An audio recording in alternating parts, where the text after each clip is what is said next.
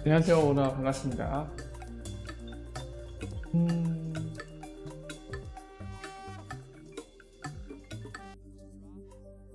오나 반갑습니다. 주말 잘 보내고 계신가요?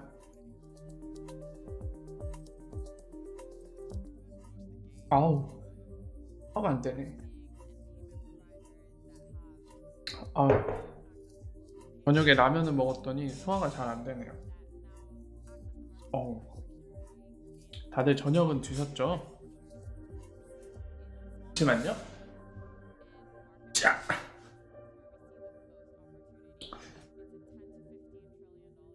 자, 오늘은 사실 보통은 주말 방송을 안 하는데요.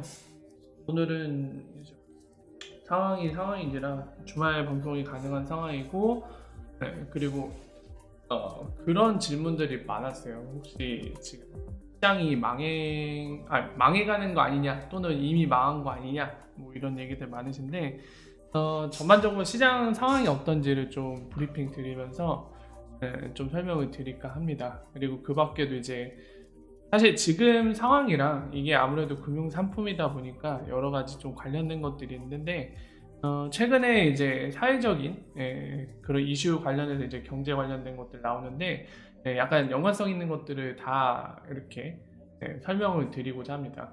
어차피 뭐 일상생활에도 도움이 되는 부분이고, 그리고 암호화폐 관련된 것도 도움이 되기 때문에 그런 부분들 좀 설명드릴게요. 오라 어서오세요. 반갑습니다.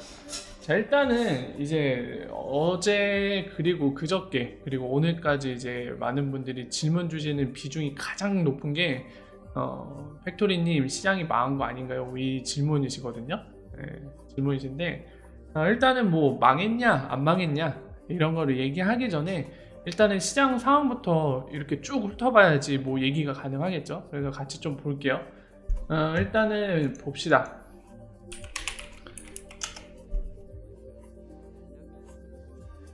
자, 볼게요. 일단은 뭐 한 가지 대부분이 동의할 만한 사실인데, 한 가지 전제를 깔고 갈게요. 실제로도 지금까지도 이 전제가 맞았고, 앞으로는 어떻게 될지 모르겠지만 현재까지 맞기 때문에 이 전제를 깔고 들어가려고 하는데, 뭐냐면은 여러분들 눈앞에 보이는 이 친구, 이 암호화폐 시장의 대장격이죠. 이 친구가 이렇게 살짝 하고 기침만 해도 다들 부르부르 떨죠. 비트코인이 살짝 기침하면은 다 빨간불 들어가고 막 가격이 하락하고 막 그럴 정도로 영향력이 지대한 친구이기 때문에 이 부분에 대해서는 그 누구도 아마 동의하지 않는 분이 없을 거라고 생각이 되어집니다. 그래서 이 친구를 통해서 좀 시장 상황을 보려고 하는데, 좀 볼게요.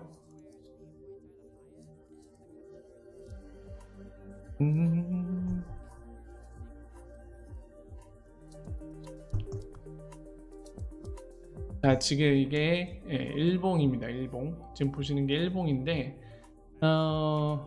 어제 진짜 최대급을 찍었어요. 거래량을. 그죠? 어제 하루만 바이낸스예요. 지금 보시는 거는 40만 개. 40만 개 찍었습니다. 그리고 그저께 가격 한참 하락했을 때가 26만 1000개 정도. 그리고 원래 평상시에는 대충 한 8만 개, 또는 적었을 때 뭐 4만 개, 더 적었을 때는 2만 개 정도 찍었었습니다. 근데 2만 개 찍던 게 어제 이제 40만 개, 그리고 그저께 26만 개. 그러니까 평소에 한 12배 또는 더 나가서 한 20배 되는 거래량을 찍고 있어요. 일단은 확실한 거는 지금 거래를 엄청 많이 하고 있다. 그거죠. 거의 뭐 이 두 개를 합치면 한 달치 거래를 이틀 만에 다 찍어버린 거잖아요. 그죠? 어마어마하게 거래를 진행하고 있습니다. 그리고 참고로 이따가 얘기하겠지만은 우리가 보고 가야 될 게, 제가 매번 말씀드리는 건데, 거래량이 줄어들 때가 가장 위험한 거죠.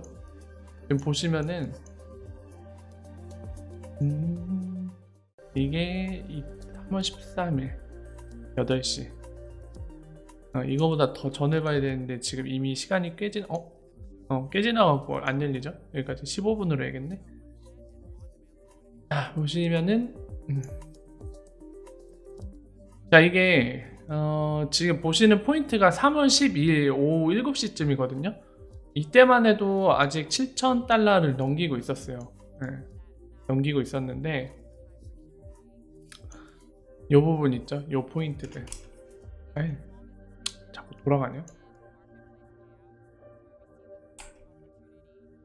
한참 동안 이 구간에서 놀고 있었거든요. 근데 보시면 알겠지만 특징이 거래량이 평소보다 떨어져요. 한참 떨어지가 이때 갑자기 이제 퍼붓기 시작하죠. 이거 항상 특징이 있어요. 보면은 이런 식으로 인위적으로 가격 떨굴 때 거래량이 항상 떨어집니다.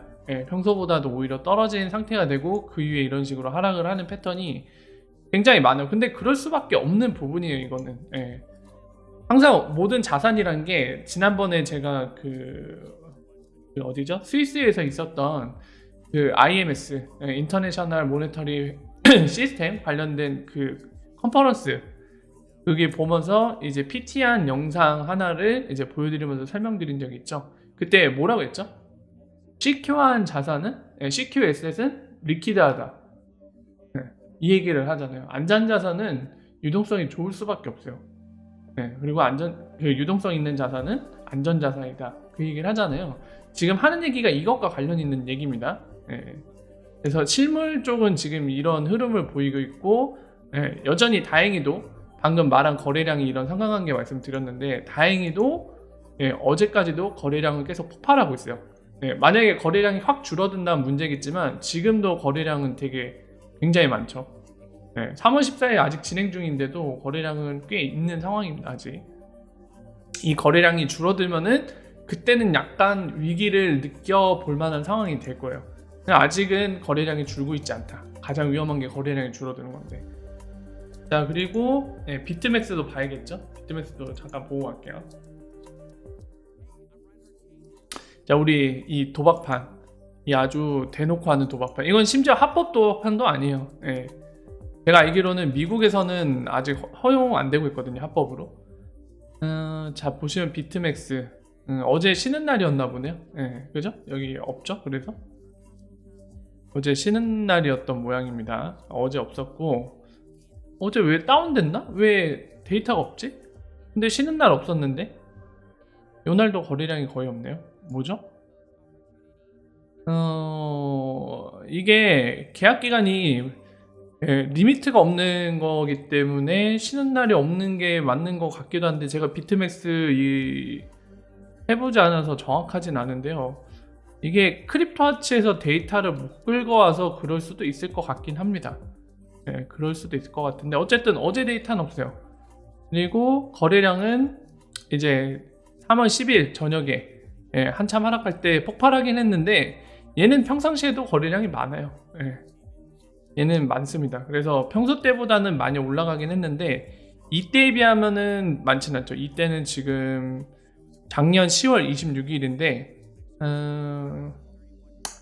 작년 10월 26일이고 하루 거래량이 80억 개 어제는 그저께죠. 60억 개 이 정도 차이가 있습니다. 어제 디도스 공격 당했나요? 그래서 마비됐었나 보네. 그렇다고 합니다. 자, 그리고 사실 합법화된 선물거래소는 CME나 이제 그 시카고에 있는 다른 거래소 있죠. 근데 사실 CME가 가장 크기 때문에 여기 거를 그냥 볼게요.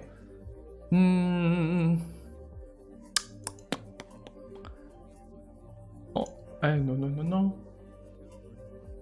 홈페이지 바꿨나? 뭐지? 그런 거 같이 보였는데. 자, 여기서 데이터 볼게요. 얘네는 지금 상황이 어떤지. 시장 데이터 어디나 있으려나.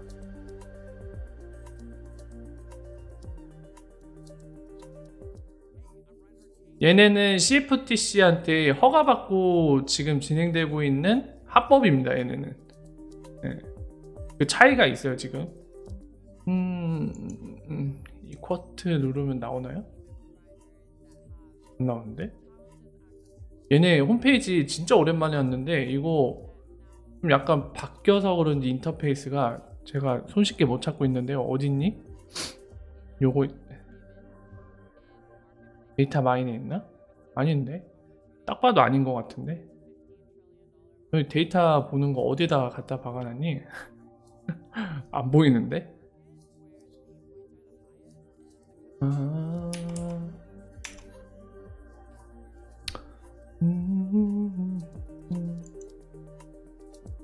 찾았다.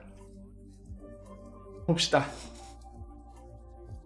자, 보면은 선물은 지금 CME, 아까 말씀드린 CME라고 시카고에 있는 이제 합법 거래소입니다. 미국의 CFTC의 승인을 받은 거래소예요. 비트맥스랑은 달라요. 비트맥스는 저희 합법이 아닙니다. 자, 그리고 지금 여기 딱 보면은 이 기간이 써 있잖아요. 이 마치를 얘기하거든요. 2020년, 그리고 에이프릴 4월 거, 5월, 6월 있고. 그러니까 얘네는 비트맥스랑 달라요. 좀 이해를 하실 필요가 있는데, 얘네는 기한이 정해진 상품들이 있습니다. 그러니까 마감 기한이 있어요. 세틀먼트 강제로 되는 딱 그 기간이 있는 거예요. 그래서 얘가 아마 3월 20일까지인가요? 보면 알겠지만 계약 명세서 보면 나오거든요. 이거 계약 명세서인가? 아니고요. 계약 명세서가 어디 나 있으려나? 다른 데가 있나 보지? 네, 어쨌든 날짜가 계약 명세서 보면 나 있는데, 아마 예전에 저희 어렴풋한 기억으로는 매달 20일 날에 세틀먼트였던 것 같아요. 그때 되면 거래되는 거 종료해야 돼요. 자기가 포지션 잡은 거를. 그거를 좀 아실 필요가 있습니다. 그래서 여러 개가 있는 거예요, 상품이. 자, 그래서 지금 3월 20일 날 끝나는 거는 15,000개 정도 거래가 됐고, 지금 보면은 뒤에 더 뭐 4월, 5월, 6월에 끝나는 상품들은 미리 거래를 시작한 게 있기는 하지만 아직 기한이 많이 남았다는 거 참고하시면 될 것 같습니다. 심지어 12월 날 끝나는 거에도 지금 1개가 거래가 됐네요. 포지션을 잡아놓은 게 있어요, 누군가가. 자, 그래서 보시면요. 워라 어서오세요. 마찬가지로 지금 CME에서도 이 3월 10일 날 가격이 확 떨어졌잖아요. 이때부터 거래량이 많이 생겼죠. 16,000개, 15,000개, 4,000개. 거래량이 평소보다 확 늘었죠, 확실히. 보시면 확 늘었습니다. 저는 그거를 말씀드리고 싶은데요. 지금 이런 뭐라 해야 될까요? 통계적인 데이터들이 비슷했던 시기가 있어요. 제가 어제 같은 경우 이제 편하게 방송하느라 게임하면서 방송했었는데, 어제도 얼핏 말씀드렸지만은 진짜 작년 이제 2월에서 4월 그쯤을 약간 떠올리게 하는 그게 있어요. 지금 상황이. 마찬가지로 선물 이 거래량도 폭발하기 시작했어요. 또 똑같이. 그래서 12일도 그렇고 13일도 거래량이 상당했다는 거. 그거를 확인할 수 있습니다. 자, 그래서 지금 다시 돌아가서 우리 대장께서 과연 지금 무덤으로 들어가시는 건가, 아니면은 다시 회생을 해서 인공호흡기 달고 나와갖고 회생을 할 것인가, 이제 그게 우리한테 큰 관심사잖아요. 아따 느리구만이.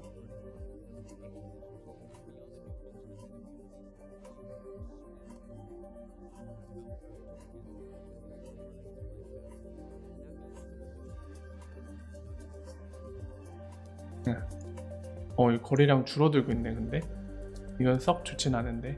지금 다시 이제 바이낸스 BTC 현물 쪽이거든요. 근데 이거는 지금 안 좋네요. 거래량이 줄고 있네요. 어제 한창 오늘 새벽까지는 지금 보시면은 거래량이 지금 15분 단위로 끄는 거예요. 보면은 15분 단위로 막 한 3,000개, 4,000개 막 조금 많을 때는 한 6, 7,000개 정도 찍고 막 그랬는데, 지금은 점점 줄어들고 있습니다. 이럴 때가 제일 무서운 거예요. 거래량이 줄고 있을 때. 마찬가지로 보세요. 지금 거래량이 막 15분 동안 869개 막 이거밖에 안 되는 시기가 왔는데, 마찬가지로 이 가격이 폭락하기 시작할 때, 이때도 거래량이 막 600개, 800개, 1000개, 끼케야 1000개, 1000개, 900개, 그리고 더 조금 전에 막 400개, 500개 거래량이 확 줄어들었어요. 그러고 나서 이 레이저빔 싸고 내려온 거거든요. 이런 게 제일 무서운 거예요. 거래량이 점점 줄어들고 있을 때. 예.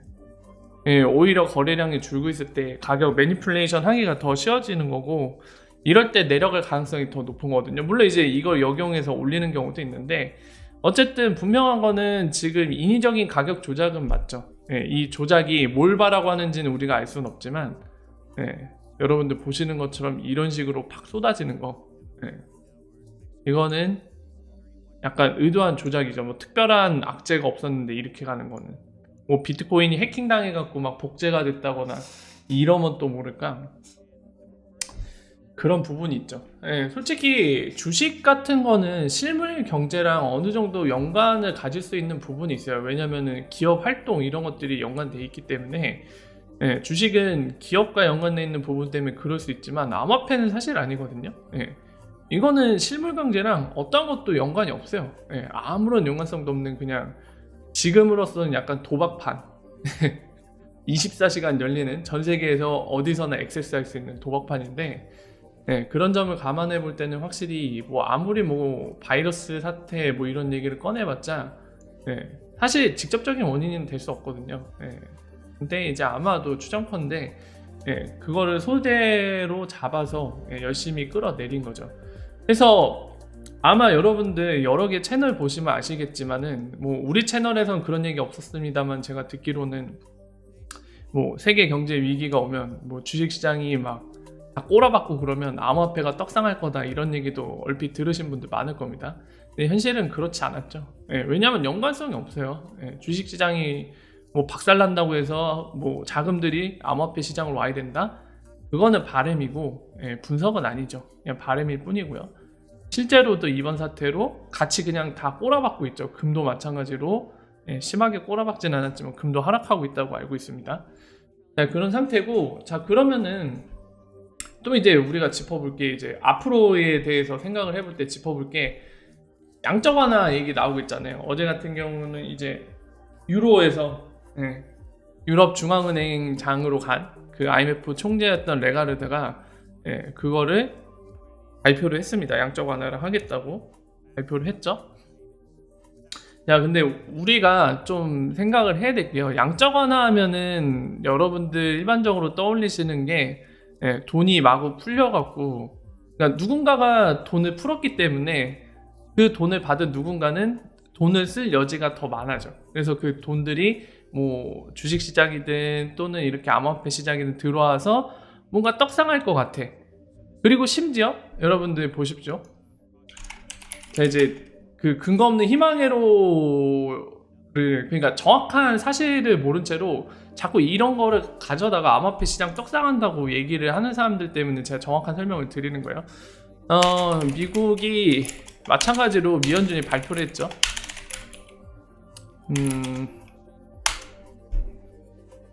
어제 기사 나오나?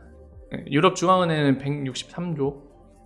어제 미국 미연준 1조 달러 정도 얘기했던 것 같은데.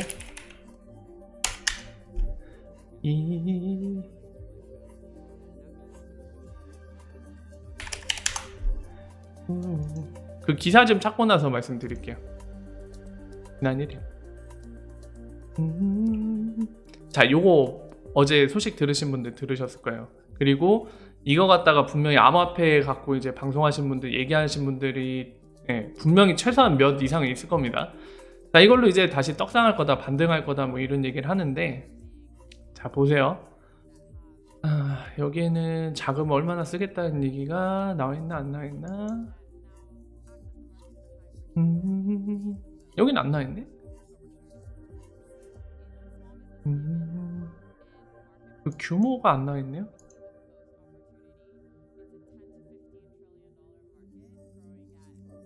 규모를 들었는데 그 규모 나와있는 거 저한테 얘기하신 분들은 어디에서 보신 거예요? 1조 달러 막 얘기 나왔었는데 저한테 얘기해 주신 게 요거? 요 기사에 나와있나?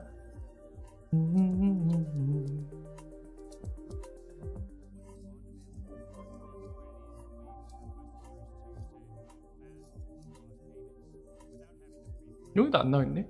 저한테 얘기해 주신 분들 뭐가 근거였지? 뭐 어쨌든 규모도 중요하긴 한데, 규모보다 사실 중요한 거는 여러분들 그겁니다. 그거를 설명드리려고요. 그러니까 나라에서 돈을 풀 때는 사실 뭐 크게 두 가지로 나뉘는 건 아닌데 여러분들 이해하기 쉽게 말씀을 드릴게요. 돈 푸는 거 크게 두 가지로 그냥 제가 분리해서 여러분들한테 체감되게 말씀드릴게요. 1번 방법은 뭐냐면은 직접 주는 거. 시장에 있는 사람들한테 직접 가져 하고 주는 겁니다. 예를 들면 뭐가 있어요? 예를 들면 지금 우리나라에서 얘기 나오는 거 기본소득 통장에다 현금으로 꽂아주는 거 기본소득식으로 주는 거 직접 가지라고 꽂아주는 거. 두 번째가 뭐가 있냐면은 보인데 나라에서 국채라고 채권을 만들거든요. 이걸 다시 사들이는 거예요. 현금을 주고. 그러니까 뭐냐면은 간접적으로 시장에다 돈 푸는 겁니다. 뭐 국민들한테 막 엠빵 해갖고 나눠줄게, 또는 뭔가 돈이 필요한 되게 뭐라 해야 될까, 기본소득이 낮은 사람들, 도움이 필요한 사람들, 뭐 자영업자 이런 사람들한테 나라가 직접 돈을 꽂아주는 게 아니라 시장에 돈이 더 돌 수 있게 국채를 사들이는 거예요. 본인들 나라에서 발행한 국채를 다시 사들여요. 그 나라 법정화폐를 발행을 해서 그 돈 갖다가 사들입니다. 채권을 다시 사들이는 거예요. 그러면 그 돈이 뭐 시중은행이든 막 이런 기관들한테 가겠죠, 현금이. 그런 식으로 뿌려서 그 돈을 확보한 금융기관들이 어디에다 뭐 투자하거나 뭐 대출을 해주거나 막 이런 식으로 돈이 나가겠죠. 그러니까 그런 식으로 시장에 돈을 푸는 방법이 있습니다. 근데 여러분들, 워라 어서오세요. 반갑습니다. 여러분들 근데 확실히 아셔야 되는 게 미국이 얘기하는 양적 완화는 여기에 해당돼요. 돈을 막 국민들한테 야 이거 돈 엠빵해서 줄 테니까 가지세요, 뭐 100만원씩 가지세요, 200만원씩 가지세요, 이게 아닙니다. 요거예요. 요거 보통 양적 완화는 요거예요. 요거. 이거를 혼동하시면 안 돼요. 그래서 막 이거 갖고 막 마치 이 사람들한테 돈을 뭔가 양적 완화하면 돈을 쥐어준다는 느낌을 받아갖고 야 이제 주식이 떡상할 거다, 막 다 떡상한다, 암호화폐도 떡상한다, 무조건 떡상 이렇게 얘기한 거는 너무 비하해요. 그래서 그런 거에 속으시면 안 됩니다. 특히나 이제 미국 같은 경우도 지금 얘기한 게 이쪽이에요. 다시 국채를 매입해갖고 시장에 돈을 풀겠다는 방식이기 때문에 그걸 좀 명확히 아셔야 됩니다.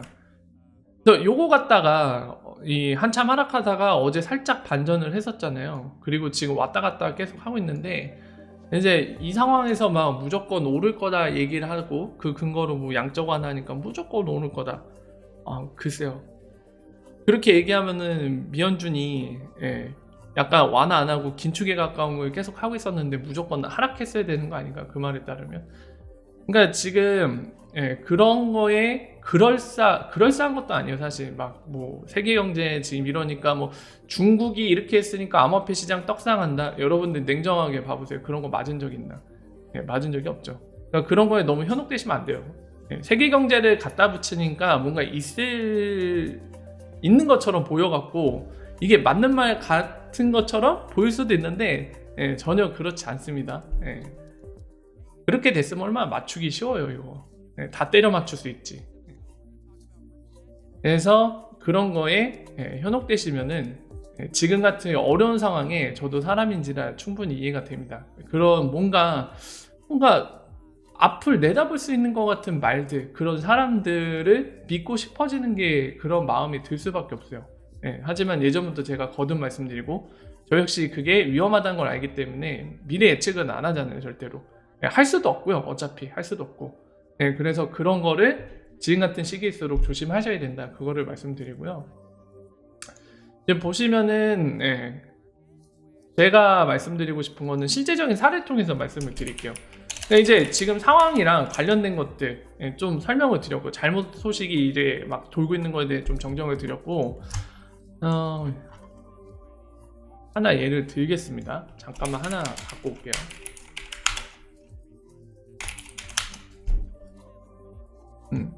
작년 2월이죠. 지금 보시면 2019년 2월 24일이거든요. 이때가 비트코인 이렇게 똑같이 꽂았어요. 지금 보이시죠? 이 CME 그룹 거 그래프거든요. 선물시장 그래프죠. 이때도 똑같았어요. 여러분들 보면은 2018년 11월쯤부터 이렇게 막 꽂아 내려온 거예요. 6K에서 3K까지 꽂아 내려왔고 지금처럼 오르락 내리락 하는데 거래량이 터지질 않았어요. 사실상 터지지 않았는데 제가 이때 2월 들어서면서 거래량 폭발했잖아요. 갑자기 보이시죠? 거래량 폭발하고 있죠. 이거 보고서는 아까 제가 계속 쭉 설명드린 걸로 그 근거로 말씀을 드렸죠. 아니 거래량이 꺼지면서 계속 하락만 하면은 그거야말로 제일 위험한 건데 안전자산 제가 뭐라고요? 시큐하다고. 그거는 금융기관의 이제 정말 저명한 인사들도 똑같이 의견을 같이 하는 부분입니다. 근데 지금 그런 유동성 부분이 강화되고 있는 거잖아요. 지금 보신 것처럼.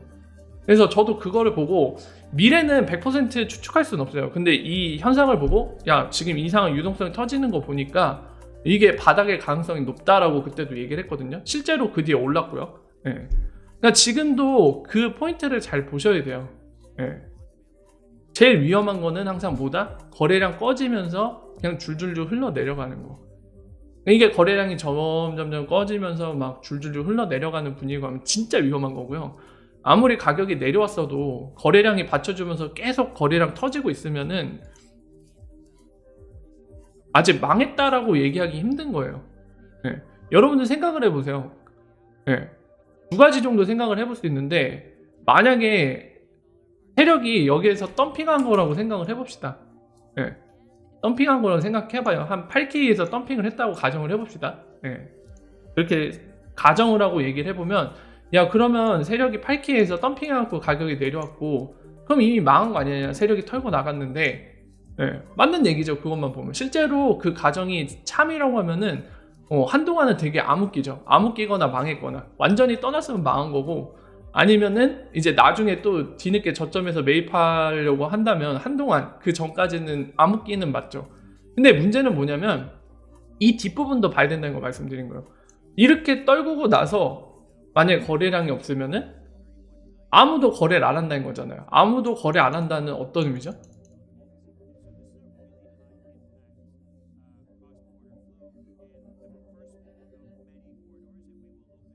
이거 갖고 사고팔고를 안 한다는 거잖아요. 그리고 그 본질을 뒤집어서 생각을 해보세요. 거래를 왜 합니까? 거래를 기본적으로 거래를 할 때 여기 안에 포함되어 있는 기본 특성이 뭐죠? 노리는 목표, 수익이잖아요. 거래를 상대방한테 헌납해주기에 거래하나요? 야 내가 비트코인 네 거 사줄게, 너 돈 많이 벌어라 이러면서 사는 사람 절대로 없잖아요. 파는 사람도 왜 팔죠? 야 지금 파는 게 이득이니까. 지금 파는 게 이득이라고 판단했으니까 파는 거잖아요.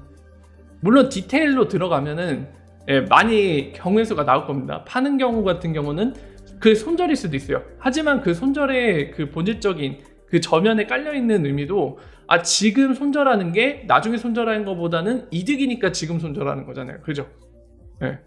또는 단타 친 사람, 내가 한 1% 2% 수익 났으니까 이쯤이 적정해, 팔자. 다 기본적으로 이익을 위해 움직이는 거잖아요. 거래 자체가. 사는 쪽도 마찬가지고요. 그죠? 상대방 돈 벌어, 야 내가 너 돈 벌게 해줄 테니까 내가 물릴게, 너 돈 벌어라 이러면서 사는 사람 절대로 없습니다. 기본적으로 거래라는 거는 다들 목적은 거기에 갖고 있어요. 물론 결과는 서로 다른 결과가 나올 수 있지만 일단 기본적인 목적은 거기 있단 말이에요. 그러니까 그 목적을 가진 사람들이 실제로 거래라는 활동을 하는 건데 지금 이렇게 거래가 계속 터지고 있다는 거는 어쨌든 사람들이 여기에 대한 기대치가 있고 수익을 내기 위해 움직인다는 겁니다. 거래를.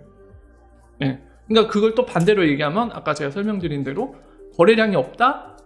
아무도 기대를 안 한다는 거예요. 여기에 기대를 하는 사람이 지금 없다는 겁니다. 수익을 낼 걸로 기대해서 거래하는 사람이 없다는 얘기예요. 그게 제일 위험한 거예요. 진짜 망하는 길이에요. 그게. 주식도 그렇고 암호화폐도 그렇고 석유도 그렇고, 석유도 나중에 석유를 충분히 대체할 만한 대체제 나오면 어떻게 될까요? 거래량이 확 줄겠죠. 필요가 없으니까 수요자 측들이 사주질 않겠죠.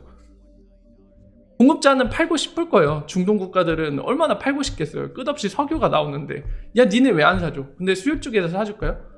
아니 야 석유 대체제 나왔는데 그걸 왜 사냐 우리가? 수요가 줄어서 거래가 줄어들고 완전 대체되는 순간에 아무도 안 사겠죠. 그럼 석유 시장 망하는 거죠. 그거예요. 모든 상품들은 그렇게 될 수밖에 없어요. 그래서 그런 포인트를 잘 보시는 게 그나마 여러분들이 대응을 하고 또는 앞으로의 상황이 어떻게 돌아갈지에 대해서 보는데 그나마 이 통계 자료를 정말 합리적이고 효율적으로 쓸 수 있는 부분이 될 겁니다. 선긋기에는 절대로 속지 마세요. 선긋기는 절대로 있지 않습니다. 선긋기는 그냥 낙서일 뿐이에요. 선긋기는 낙서일 뿐입니다. 제가 다시 한번 말씀드립니다. 차트 뭐 한다고 하는 사람들이 선긋기 놀이를 하고 있다. 믿고 걸으십시오. 무조건 믿고 걸으세요. 선긋기요? 이거 누가 해요? 전문가들도 안 하는 선긋기. 하더라도 이런 식으로 막 선그어서 만나는 부분에서 야 여기서 변동이 생긴다. 일로 올라가거나 내려갑니다. 막 이런 거. 그냥 보시면은 웃으시면 돼요. 그냥 그런 걸 막 다큐처럼 믿고 가시면은 나중에 큰일 납니다. 진짜로. 그 부분 항상 주의하시고요. 그리고 한 가지 말씀드리고 싶은 게 있는데, 그러니까 여기에 계신 분들, 저도 그렇고 여러분도 그렇고 다들 약간 그 방향성이나 목적이 다 다르잖아요. 어떤 분들은 길게 보신 분이 있고 어떤 분들은 짧게 보신 분이 있고 어떤 분들은 뭐 길게 보지만 그 안에 약간 디테일로서 중간에 약간 난 단타도 할 거고 막 다양할 겁니다. 진짜 경우의 수를 따지면 정말 수많을 거예요. 지금 여기 계신 분들이 갖고 있는 생각이라던가 그 방향성이 굉장히 다양할 텐데 저는 기본적으로 그 말씀을 드리고 싶어요. 기본적으로 그냥 무조건 존버이신 분들은 이 지나간 사건에 대해서 너무 신경을 쓰시면은 본인만 진짜 스트레스 받고 남는 게 하나도 없어요. 정말. 그러니까 애초에 나는 XRP 존버다. 단타 치실 거 아니잖아요. 단타를 치시지도 않았고. 근데 지금처럼 막 가격이 올랐다 내렸다 하는 이 구간에서 상상의 나래를 펼치시면은 마음이 더 아픕니다. 본인만 상처 입어요. 막 이런 상상할 수도 있잖아요. 한 이때쯤에 내가 미리 팔았다가 지금 샀으면은 내 수량이 2배가 됐을 텐데, 또는 이렇게 내려왔을 때 내가 조금 샀다가 이때 팔았으면은 이득을 봤을 텐데. 이거 되게 짜증나네. 결과론적인 얘기잖아요. 애초에 존버 모드로 했는데 이 결과 있고 나서 지난 일을 후회하고 곱씹고 하면은 아무런 도움도 안 됩니다. 근데 마음이 힘드시다 보니까 그렇게 하시는 분들 많이 보는데요. 근데 본인을 위해서도 이런 거는 안 하시는 게 좋아요. 근데 만약에 단타를 치시는 분들이 계시다. 근데 단타 치시는 분들 중에도 저도 그렇고 진짜 막 그런 분들이 있어요. 저도 사람이랑 똑같아요. 예를 들어서 지금 어제 오늘 막 이렇게 그저께까지 해서요. 가격이 오르락 내리락 하잖아요. 그럼 예를 들어서 200원에 사놨어요. 그죠? 근데 막 더 떨어지는 거야. 막 170원 갔어요. 그럼 막 생각이 들죠. 이거 대장난다. 이거 손절해야 돼 말아야 돼. 근데 절대 손해보기 싫죠. 그러니까 버텼어요. 버티니까 우와 웃을 날이 온 거야. 막 210원까지 다시 왔어요. 실제로 그랬죠. 210원까지 왔어요. 그러면 욕심을 내요 또. 사실 단타 칠 거면은 여기서 정리를 하던지 202원에서 1%만 먹어도 수익이 났으니까 빠지던지 해야 되는데 여기서 욕심을 냅니다. 왠지 더 오를 것 같아. 조금만 더 기다려볼까? 했는데 또 내려가. 190원으로 가는 거예요 또. 그럼 또 마이너스로 전환하잖아요. 그럼 또 막 울상돼요. 그때 팔았어야 되는데 후회하고 있습니다. 근데 또다시 210원까지 와요. 실제로 그랬던 것 같아요.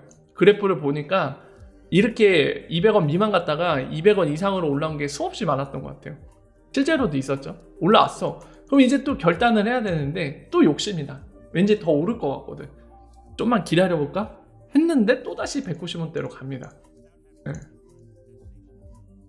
뭐를 말씀드리고 싶냐면 단타를 치려고 생각을 하고 그렇게 단타를 뭐 본인이 갖고 있는 전체 일부를 운영하든지 아니면 뭐 전체 다 단타를 치시거나 뭐 그런 분들도 계시겠죠. 비율은 다르지만. 그러니까 애초에 본인이 목표한 거를 지키지 못하고 감정이 휘둘리면은 지금처럼 되는 거예요. 원래 단타니까 적당히 수익 나면 빠지면 되는 거잖아요. 근데 욕심을 자꾸 내고, 그러니까 본인이 원래 의도했던 거를 벗어나서 상황이 달라지니까 욕심을 내고 싶어지는 거예요. 사람이니까 어쩔 수 없어요. 그렇게 해버리면은 이제 냉정을 잃고 감정적으로 돌입하면은 결국에 왔다 갔다 하면서 결국에 심리적인 싸움에서 사람이니까 돈이 걸린 데다가 사람이기 때문에 냉정하지 못해질 수 있거든요. 그럼 결국에 손해를 보는 거예요. 그러니까 지금 두 가지 케이스에 대해 제가 말씀드리는 거는 진짜 냉정해질 필요가 있는 거예요. 사실상 이 상황에 대해서. 그리고 지난번에 말씀드렸지만은 몇 가지 소화 안 된다. 지켜야 될 원칙 자체가 냉정함을 잃지 말아야 되고, 그리고 본인이 생각해 놓은 그 의도와 방향성을 어느 정도 그 원칙을 지킬 줄 알아야 돼요. 안 그러면 본인만 피폐해집니다, 진짜로. 네. 그런 것들만 잘 지켜도 감정적으로 휘둘리는 것보다는 덜 힘들고, 그리고 손해가 덜 할 거예요, 사실상. 그래서 그런 부분들. 지금 169원이에요? 169원까지 갔네요? 이상해. 장난 아니네요. 어쨌든 그렇습니다. 아닌 것 같은데? 169원이라길래 봤는데 아닌데? 그래서 시장 상황에 대해서는 말씀을 드렸고요. 저는 개인적으로 제 개인적인 판단이에요. 저는 그냥 제 관점은 어떻게 보이냐면 이때랑 비슷하게 보고 있어요. 저는 2019년 때랑 아직은 비슷한 흐름인 것 같아요. 2019년 초반 때 아직은 그래 보입니다. 물론 이게 거래량이 푹 꺼지면서 그러면 진짜 위험한 건데 아직은 양호한 것 같아요. 아직은 거래량이 근데 줄고 있긴 하다. 점점 이거는 되게 위험하긴 하네요. 지금은 줄고 있어요. 또 거래량이 이때까지는 좀 괜찮았는데 많이 줄었네요, 거래량. 자, 그렇습니다. 아직까지는 괜찮아 보인다.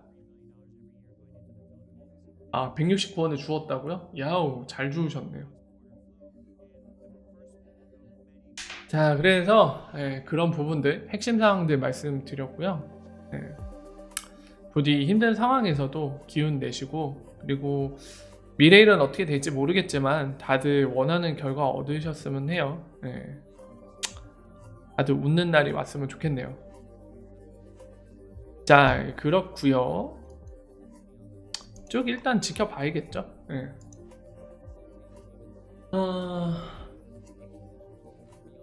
자, 그리고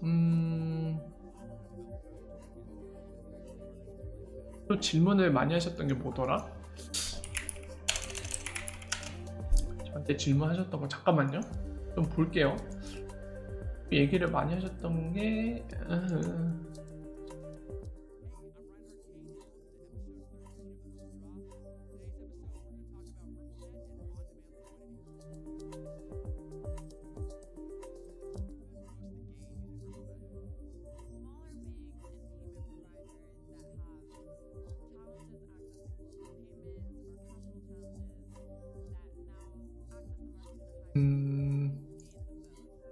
창현님 월화 어서오세요. 반갑습니다. 나머지는 다 약간 애매한 거네요. 뭐라고 특별히 답변 드리기 애매한 부분이네요. 나머지는 그렇습니다. 잠시만요.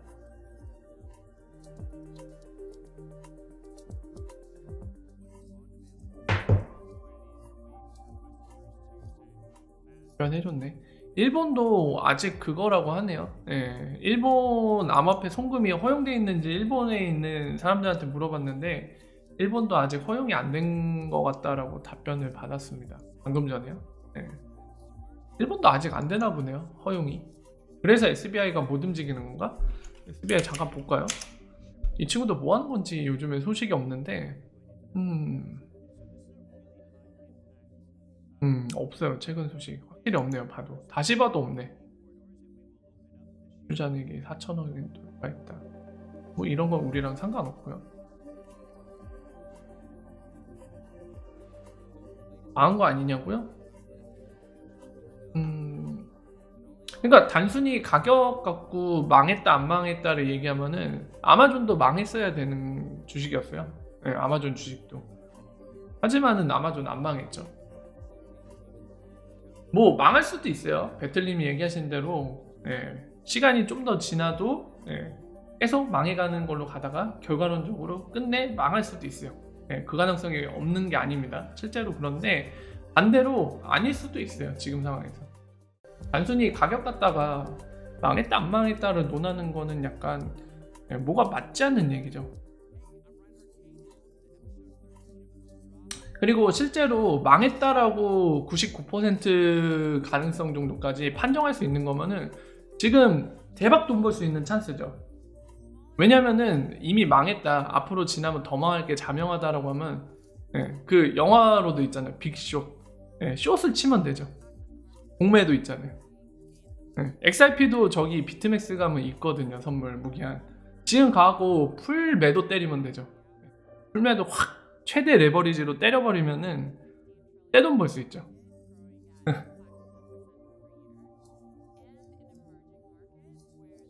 정말 그렇게 자신 있으시면은 그거를 해보시는 것도 부자 될 수 있는 길입니다. 한번 볼까요?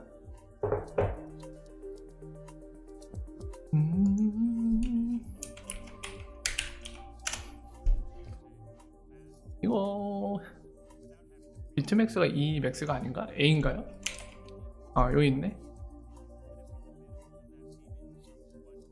야, 나 못 보니? 로그인 안 하면 볼 수가 없나? 20배까지밖에 안 되네.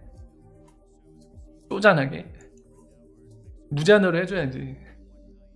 리플로 해놨네 이 사람들이. XRP구만.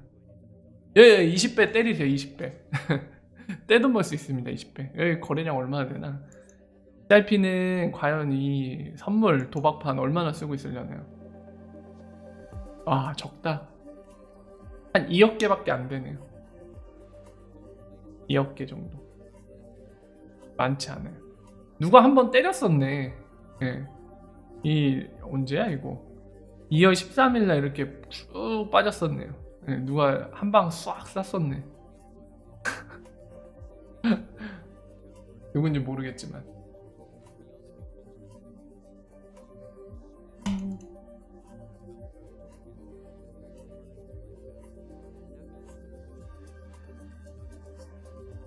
지금 시점에서 딱 그 강점과 단점이 있는데, 뭐 지금 김부사님도 오랜만에 오셔서 얘기하시는 게 말이 내린 만큼 쉽게 오르기 어려운 건 사실인 것 같습니다 얘기하시는데, 뭐 일반적으로 많은 분들이 동의할 만한 얘기긴 해요. 근데 저는 그거랑 다르게 좀 약간 객관적인 걸로 얘기를 하자면 ODL이라는 게 강해지잖아요. 아니, 왜 자꾸 안 나와? ODL이 그러니까 유동성이 점점 강해지잖아요. 유동성이 더 향상이 되잖아요. 가격 변동이 크게 되기 힘들어진다는 얘기랑 똑같아요. 크게 되기 힘들다. 뭘 얘기하냐면 떡 락도 힘들어지지만은 떡 상도 힘들어진다는 얘기예요. 왜냐면 유동성이 좋아지고 ODL 자체가 마켓메이커랑 그걸 사용하는 그 ODL, 그 볼륨 자체로 시장이 조성돼서 움직이는 거기 때문에 생각해보세요. ODL이 강화될수록 유동성이 강화된다는 거, 오더북이 강화된다는 얘기거든요. 이런 투기자들에서 인위적인 떡상이 더 어려워진다는 얘기예요. 반대로 떡락도 더 힘들어지고요. 그러니까 이 얘기를 하면은 예전부터도 그랬는데 오해하시는 분이 계세요. 그래서 오해하실까봐 사전에 그 오해하실 만한 부분에 대해 좀 케어해서 다시 말씀드리면은, 가격이 안 변한다는 얘기 아닙니다. 한글을 잘 생각하셔야 돼요. 특히나 리가들이 약간 한글을 잘 몰라서 그런 건지는 제가 잘 모르겠지만, 가격 변동성이 그렇게 뭐랄까 단기간 내에 크게 움직일 수 없다라는 거를 이렇게 해석을 하더라고요. 가격이 안정적이다. 그리고 가격이 안정적인 건 고정 가격이다. 이런 식으로 비약을 하는데 그 얘기가 아닙니다. 단기간 내로 크게 변하지 않는다는 얘기예요. 그 부분이에요. 그래서 뭐 아까 김부사님이 이제 많이 내린 만큼 쉽게 오르기 어려운 것도 사실인 것 같다는데, ODL이 강화될수록 단기간 내 떡상 이런 거는 힘들어진 건 맞아요. 떡락 역시도 마찬가지지만 서서히 움직일 겁니다. 서서히 수요에 의해서 갑작스러운 변화보다는. 그리고 김부사님이 또 그 얘기를 하셨는데, 이 채팅창 이쪽으로 끌어서 얘기를 하죠. 저도 공감을 하는 부분이에요. 실제로 그 부분을 굉장히 많이 쓰고 있거든요. 이 부분. 머니그램 실적을 되게 신경을 쓰고 있습니다. 저 같은 경우. ODL을 쓰는 것뿐만이 아니라 제가 누누이 말씀드리지만 그 마켓 디벨롭먼트 피라고 쓸 때마다 돈을 받고 있거든요. 리프스한테 인센티브를 받고 있어요. 예. 그럼 ODL 자체만으로도 비용 절감 효과가 있는데 예, 쓸 때마다 돈까지 받는다? 인센티브를 받는다? 굉장히 수익을 올리고 있는 거거든요. 근데 머니그램 실적이 뭐 1년 쓰고 2년 썼는데도 좋아지질 않는다? 그럼 문제가 있는 겁니다, 확실히. 그래서 저도 머니그램 실적을 많이 신경을 쓰고 있고 실제로도 머니그램 관련된 건 설명드릴 때 그 얘기 많이 말씀을 드렸죠. 네, 굉장히 중요한 부분이에요.